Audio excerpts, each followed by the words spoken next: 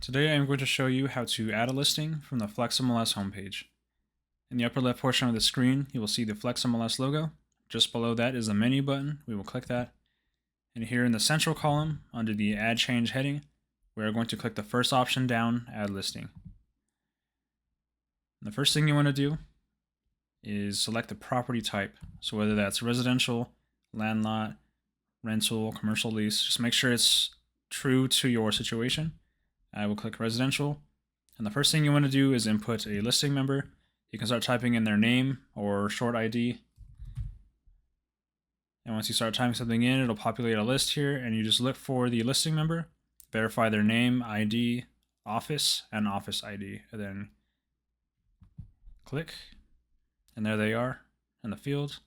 And you would do the same for co-listing member if you do have a co-listing member. And so once we are done here, you'll click next. You can also click on these tabs up here. That's what I will be doing from this point forward.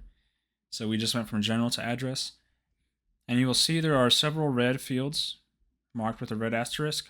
Those are required fields. You need to have information in those fields in order to submit this to the MLS for it to be finalized and allowed. And of course, in these fields here with the black text, they are not required. But please, if you do have the information, and make sure all information is true to life and as accurate as possible.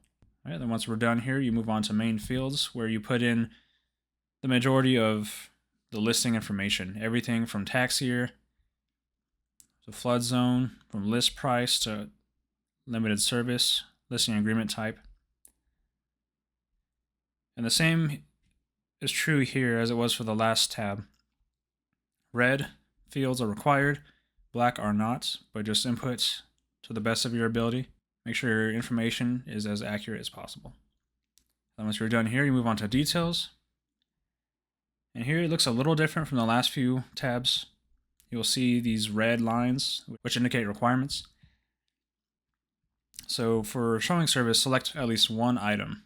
So showing service here, select one, none, other, showing time, broker bay, etc. And then move down, stories, select at least one item. And you'll see that there are different requirements for each of these areas. So this one you have to select between 1 and 3 items, and so on. And just make sure you scroll down, take your time. And then it brings us to our last tab, broker distribution.